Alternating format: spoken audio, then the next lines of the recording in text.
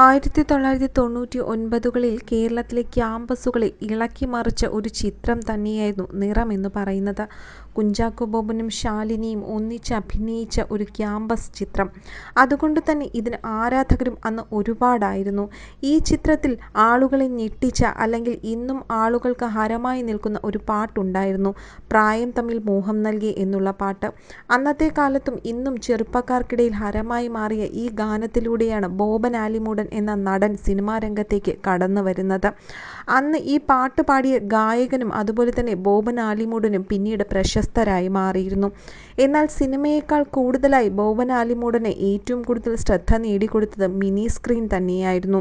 ഇപ്പോൾ ഏഷ്യാനെറ്റിൽ സംപ്രേഷണം ചെയ്തു വരുന്ന അമ്മയറിയാതെ എന്ന പരമ്പരയിലെ മഹി എന്ന കഥാപാത്രം അവതരിപ്പിക്കുന്നത് ബോബൻ ആലിമൂടൻ എന്ന നടൻ തന്നെയാണ്. ഒരുപാട് ആരാധകരാണ് മഹി എന്ന കഥാപാത്രത്തിനുള്ളത്. നല്ലൊരു അച്ഛനും നല്ലൊരു ഭർത്താവുമായിട്ടുള്ള നല്ലൊരു കഥാപാത്രം തന്നെയാണ് മഹി എന്ന് പറയുന്നത്. ഈ കഥാപാത്രത്തെ കൈകാര്യം ചെയ്ത് ബോബൻ ആലിമൂടൻ മിനി സ്ക്രീൻ പ്രേക്ഷകരുടെയും പ്രിയപ്പെട്ടവനായി മാറിയിരിക്കുകയാണ്. ഇപ്പോഴിതാ ബോബൻ ആലിമൂടൻ തൻ്റെ ജീവിതത്തിലെ വിശേഷങ്ങളും തൻ്റെ വീടും വീട്ടിൻ്റെ ഓർമ്മകളും ഒക്കെ പങ്കുവച്ച് എത്തിയിരിക്കുകയാണ്. ചങ്ങനാശ്ശേരി ചെത്തിപ്പുഴയിലാണ് താരത്തിൻ്റെ തറവാട്. ഒരു കാലത്തെ മലയാളികളുടെ പ്രിയപ്പെട്ട നടൻ ആലിമൂടൻ സിനിമയിൽ നിറഞ്ഞു നിൽക്കുന്ന കാലത്തു പണിതതാണിത്. ആലിമൂടൻ്റെ മകനാണ് ബോബൻ ആലിമൂടൻ. അന്നത്തെ കാലത്തുള്ള പരമ്പരാഗത ക്രിസ്ത്യൻ തറവാടുകളെ അനുസ്മരിപ്പിക്കുന്ന ഒരു വീട് തന്നെയായിരുന്നു അത്. ഞങ്ങൾ 6 മക്കളാണ്. അതുകൊണ്ട് വീടിൻ്റെ അന്തരീക്ഷം ഇപ്പോഴും സജീവമായിരുന്നു. അപ്പൻ മിക്കവാറും സിനിമയുടെ ചിത്രീകരണം കാരണം വീട്ടിൽ ഉണ്ടാകാറില്ല.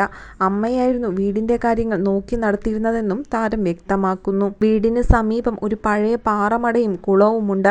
നിറയെ മീനുകളുള്ള കുളത്തിൽ മീൻ പിടിക്കാൻ വൈകുന്നേരങ്ങളിൽ സമീപത്തുള്ളവർ ഒത്തുകൂടുമായിരുന്നു. പിന്നീട് കാലപ്പഴക്കത്തിന്റെ ക്ഷീണതകൾ ഉണ്ടായപ്പോൾ വീട് ഞങ്ങൾ പൊളിച്ചു പണിതു. ഇപ്പോൾ 14 വർഷമായി. വിവാഹശേഷം ഓരോരുത്തരായി തറവാട് വീട്ടിൽ നിന്നും മാറി തുടങ്ങി.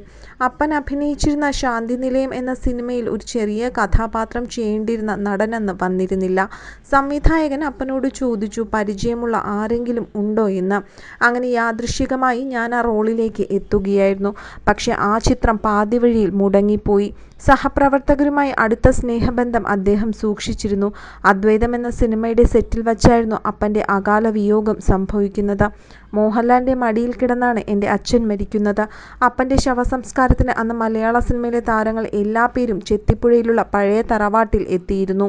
അപ്പൻ പോയതോടെ വീടുറങ്ങി. ആ ശൂന്യതയുമായി പൊരുത്തപ്പെടാൻ കുറേ സമയമെടുത്തു. തൻ്റെ പിതാവിൻ്റെ ഓർമ്മയിൽ ബോബൻ ആലിമൂടൻ പറഞ്ഞ കാര്യങ്ങൾ ഇതൊക്കെയായിരുന്നു.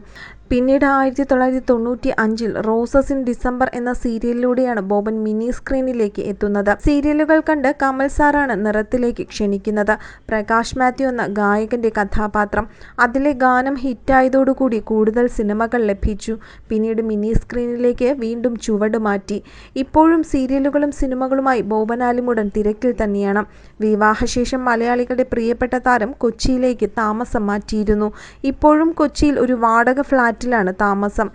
എല്ലാ മലയാളികളെയും പോലെ ഞങ്ങളുടെയും സ്വപ്നമായിരുന്നു സ്വന്തമായി ഒരു വീട്. കാക്കനാട് സ്വന്തമായി ഒരു ഫ്ലാറ്റ് ഇപ്പോൾ വാങ്ങിയിട്ടുണ്ട്. പണി പൂർത്തിയാക്കുന്നതേ ഉള്ളൂ. 1 വർഷത്തിനുള്ളിൽ അവിടേക്ക് താമസം മാറാൻ കഴിയുമെന്ന് പ്രതീക്ഷിക്കുന്നു.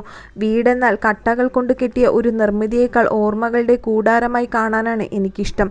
ഇടവേളകൾ കിട്ടുമ്പോൾ പഴയ തറവാടിൻ്റെ ഓർമ്മകളിലേക്ക് ഞങ്ങൾ തിരിച്ച് യാത്ര ചെയ്യാറുണ്ടെന്നും ബോബൻ ആലിമൂടൻ പറയുന്നുണ്ട്. ബോബൻ ആലിമൂടൻ്റെ വിശേഷങ്ങൾ പലപ്പോഴും ആരാധകരിലേക്ക് അങ്ങനെ എത്താറില്ല. ഇപ്പോഴെന്ത് തന്നെയായാലും നമ്മുടെ എല്ലാ പേരുടെയും അമ്മയറിയാതിലെ പ്രിയപ്പെട്ട മഹിയുടെ യഥാർത്ഥ ജീവിതവും താരത്തിൻ്റെ യഥാർത്ഥ ഓർമ്മകളും അറിഞ്ഞ സന്തോഷത്തിൽ തന്നെയാണ് അദ്ദേഹത്തിൻ്റെ ആരാധകരും.